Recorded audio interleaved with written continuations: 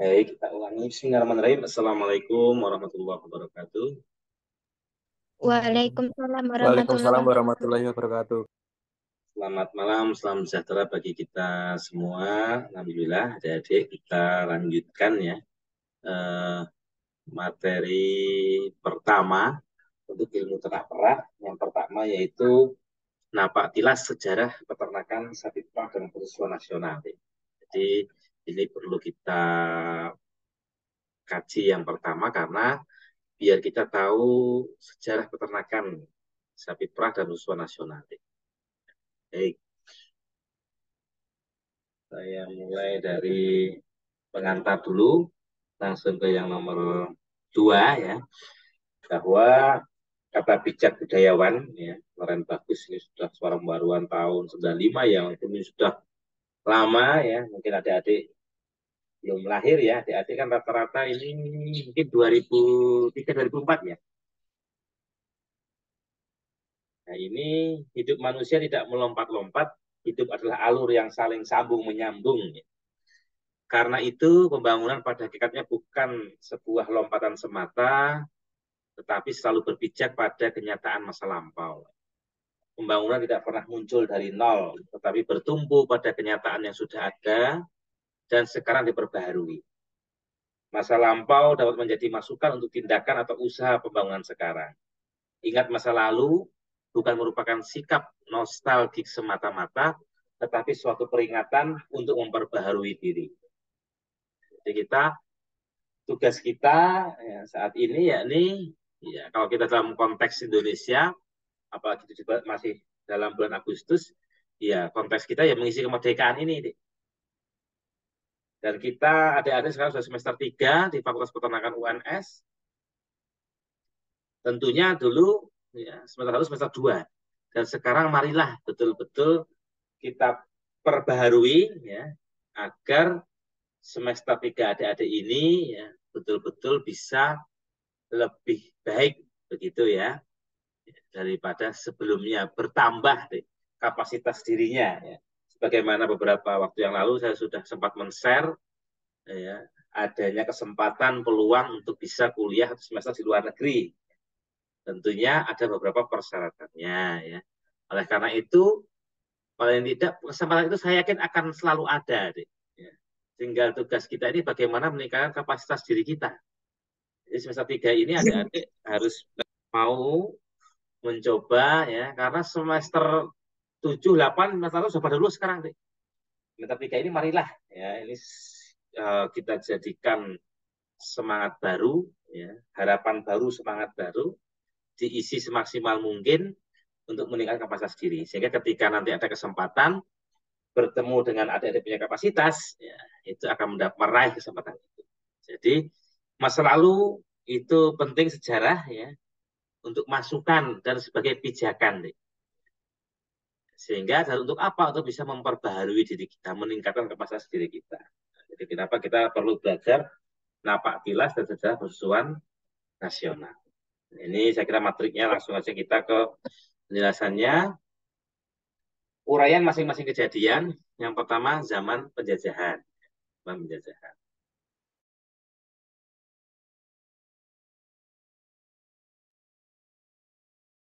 Tahap introduksi. Jadi pada tahun 1891 sampai 1942 ini dikatakan tahap introduksi sapi perah masuk ke Indonesia, yakni pada saat zaman penjajahan Belanda. Karena orang Belanda itu sudah terbiasa mengkonsumsi susu. Karena di sana memang ya, sumber bibitnya ya, ternak perah itu juga ada salah satunya di Belanda. Ya ini pada tahun penjajahan itu karena dirasa di Indonesia nggak ada sapi perah, oleh karena itu diimporlah 105 sapi jantan jenis Eva dari Belanda dan Shorthorn dari Australia. Kenapa pejantan? Karena pejantan ini mempunyai efektivitas yang lebih tinggi dibanding betina dalam rangka penyebaran bibit. Karena satu pejantan bisa mengawini 10 betina, bahkan lebih. Ya. Bahkan lebih. Ya. Nah, ini sehingga apa namanya dan tahun ini belum ada IP, Dek. Teknologi belum masuk ke Indonesia. Kemudian di Jawa Timur dilakukan persilangan dengan ternak lokal jenis ongol, warnanya putih menjadi ternak sapi perah lokal jenis grati atau susu apa namanya eh, sapi grati.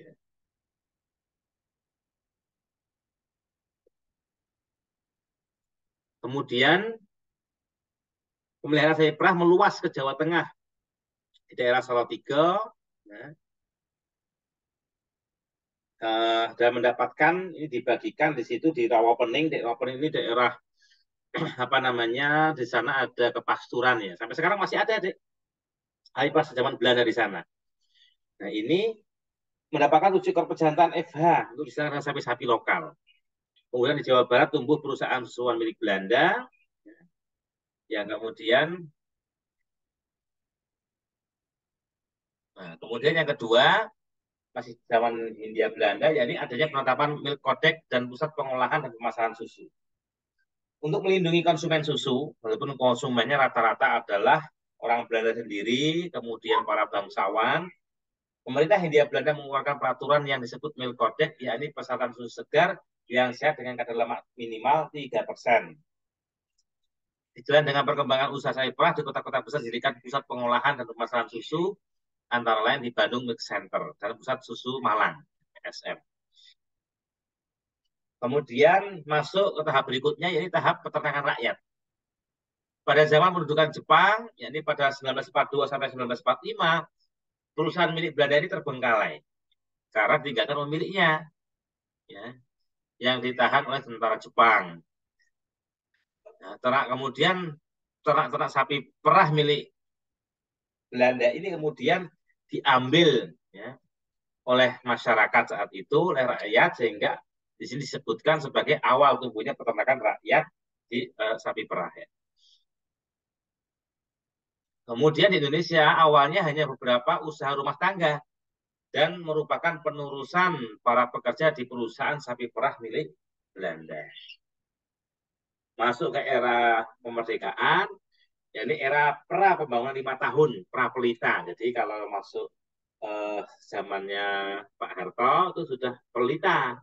Sebelumnya ini pra pelita, jadi pembangunan sebelum pelita itu 5 tahun. Ada pelita 1, 2, 3. Terus ya. Pada tahun 49 berdiri koperasi susu pertama di Indonesia, yaitu Gabungan Petani Peternak Sapi Perah Pengalengan yang diperkasai oleh Dr. Hewan Sujono dan Dr. Hewan Yohanes Huta Barat.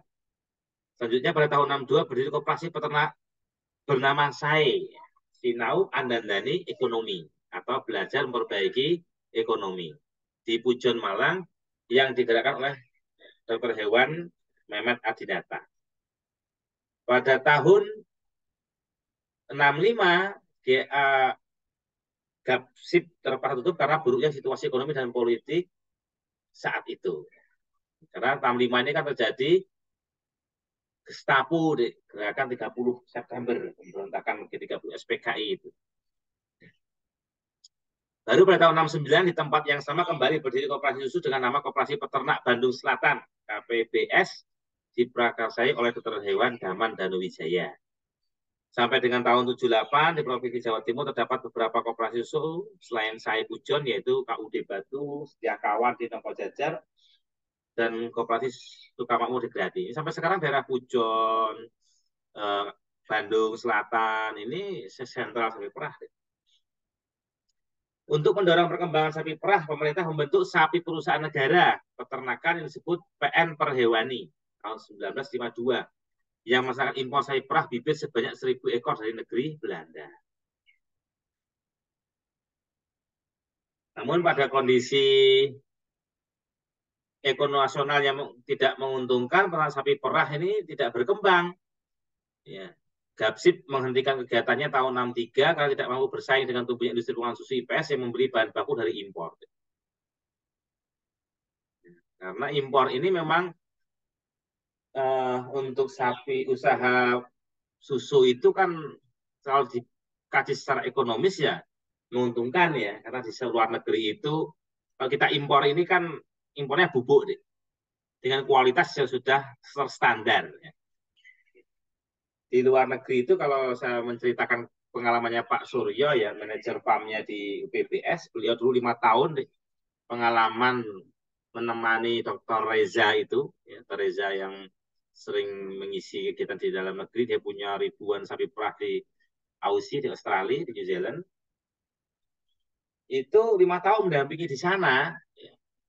Di Australia, ya, dengan iklim yang ada di sana, ya, kemudian pasturanya, hijauan pakannya sangat melimpah. Ya. Kalaupun produksi susu 15 liter masih untung, deh. Ya, karena efisiensi apa namanya efisiensi dari pemeliharaan sapi perah itu. Apalagi produksinya sampai di atas 30 liter, ya lebih menguntungkan sekali.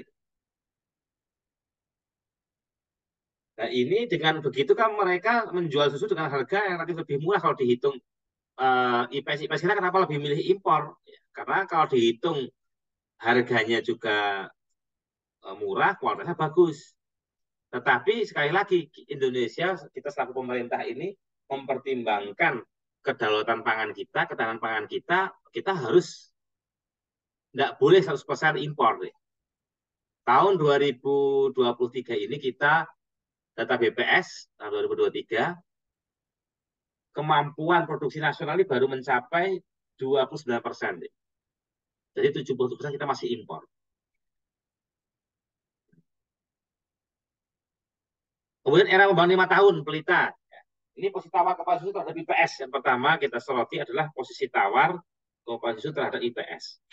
Perjalanan Koperasi Susu terus berkembang seiring dengan berbagai permasalahan yang harus dihadapi, terutama terkait dengan masalah susu, permasalahan susu kepada industri IPS pengolahan susu.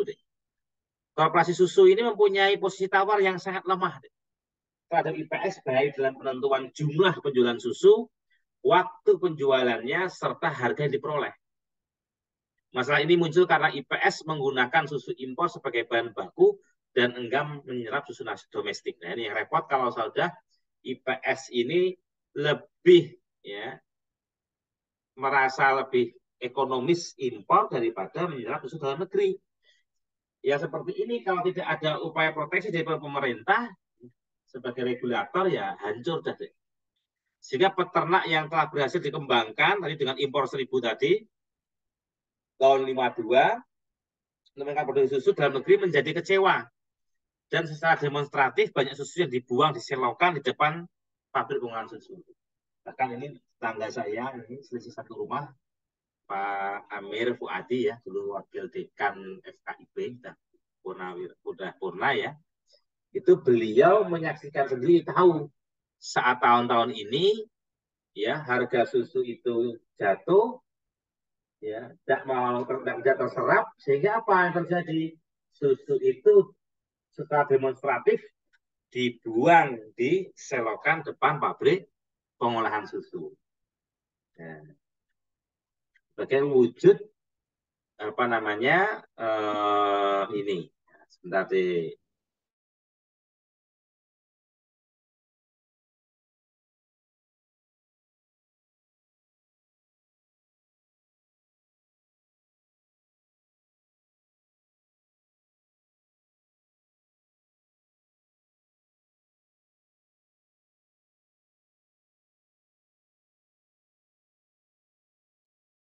Nah, saya lanjutkan lagi. Nah, oke. Nah, kemudian dua konsep pengembangan usaha nasional. Setelah tadi sudah betul-betul kita jatuh, kan tadi habis ada impor 1.000 ekor tahun 52, susu mulai sedikit berkembang, tetapi tidak ada regulator yang baik dari pemerintah, industri pengolahan susu lebih memilih susu impor daripada menyerap susu dalam negeri, susu domestik, kecewa tadi deh, ya, baru kemudian konsep pengembangan persusuan nasional. Jadi balik perkembangan koperasi susu di Indonesia dimulai pada tahun 78 deh. Itu cukup lama ya waktunya tadi. Dengan terbentuknya Badan Koordinasi Koperasi Susu Indonesia (BKKSI) yang merupakan cikal bakal gabungan Koperasi Susu Indonesia (BKSI) yang dibentuk setahun berikutnya.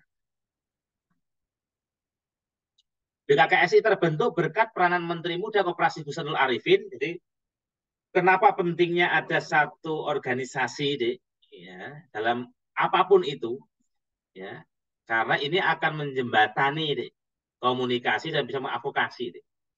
BKKSI terbentuk berkat peranan Menteri Muda Koperasi Husnul Arifin setelah melakukan kunjungan dan melihat koperasi persusuan di India.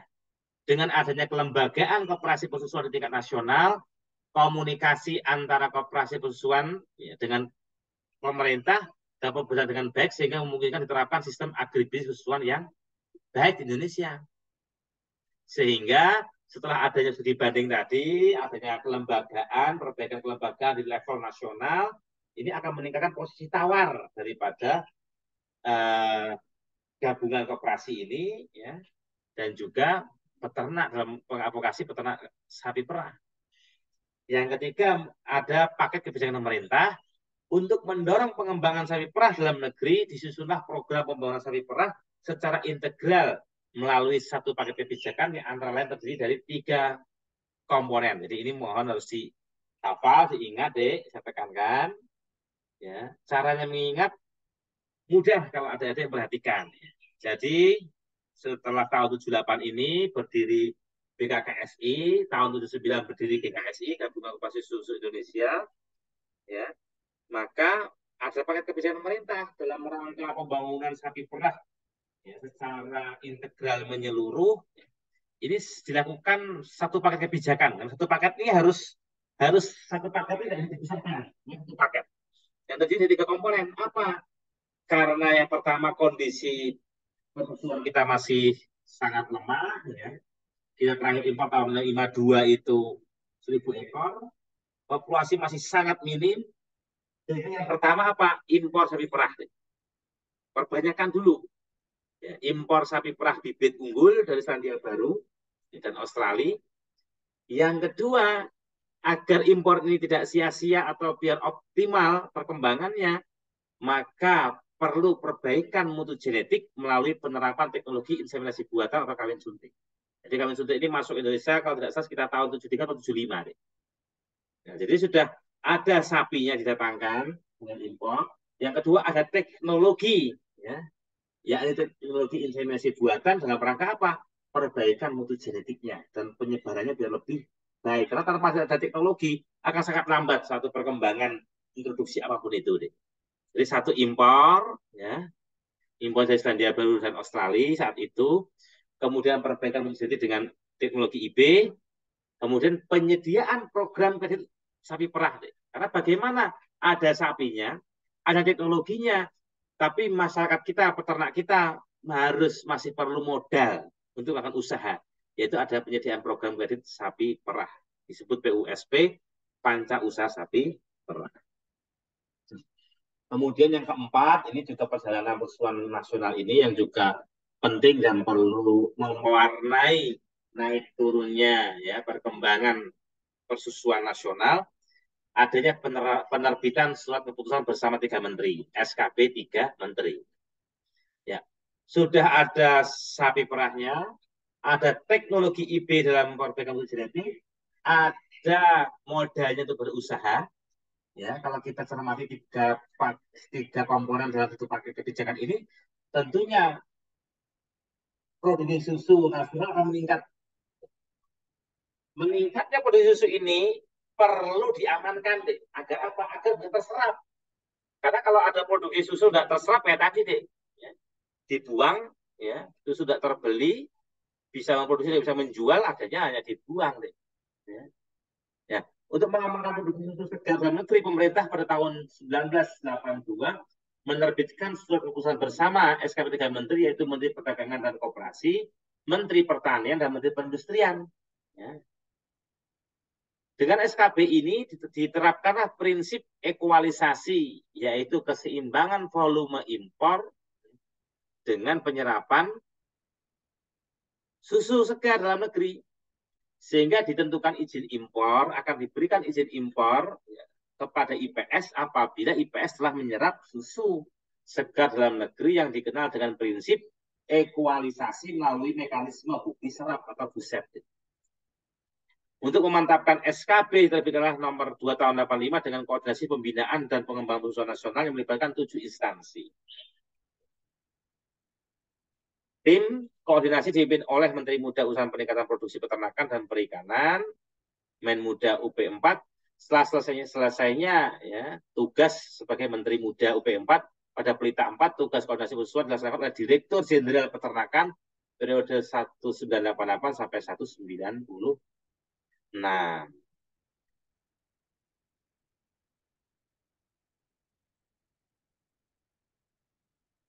Dampak daripada kebijakan bukti serap, maka penerapan kebijakan bukti serap ini berdampak pada turunan rasio penyerapan susu dalam negeri ya, dibanding impor. Tahun 79 rasio penyerapan susu ke dalam negeri ini dibanding impor masih sekitar 1:20. Pada tahun 92 rasio tersebut menurun menjadi 1:2. Bahkan pada tahun 96 rasio susu menurun lagi menjadi 1:1. 58% produksi dalam negeri, 42% jumlah konsumsi ya, susu ya. Bahkan kemudian tahun 2009 melonjak kembali, 1 dalam negeri dan 3 impor. Tapi kita tahun 92 itu sempat deh. 96 ya. Ini sudah 50-50 deh.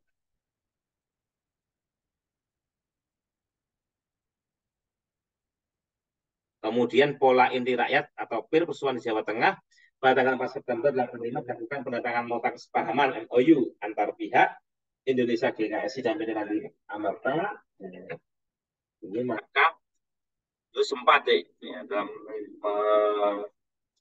apa namanya menghadapi masalah antrak. Kemudian konsolidasi salari sapi perah. Jadi sapi perah menunjukkan masalah yang harus diselesaikan, yaitu kewajiban pengembalian kredit sapi perah yang jatuh tempo tentang peremajaan sapi perah, evaluasi menurut manajemen koperasi. Ya kadang seperti itu ya, sudah ada bantuan, manajemennya tidak baik, ya akhirnya jatuh tempo, kemudian banyak ya permasalahan. Untuk menangani berbagai masalah kesusuan yang timbul, disusunlah program konsolidasi kesusuan nasional antara lain sebagai berikut. Nah, ini dulu ya, cicilan kredit. Ya. Nah, melalui pengumpulan dana tanggung renteng, ya. Cicilan kredit tahap 2.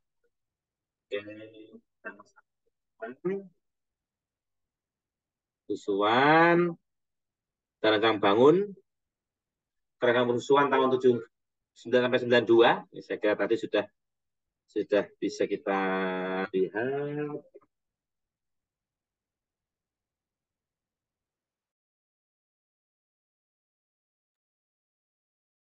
Ya, ini tabel tahun 97 sampai 2009 deh. Rasio impornya ini 5842 tahun 96. Kita masih banyak produksi dalam negerinya. 2009 2575 sampai sekarang nggak berubah dari sini deh. Ya 23, 24, sekarang 29, 71 seperti itu. Oke, ini juga masih tidak begitu berubah. Kita masih per kapita kita masih 11, sekian liter.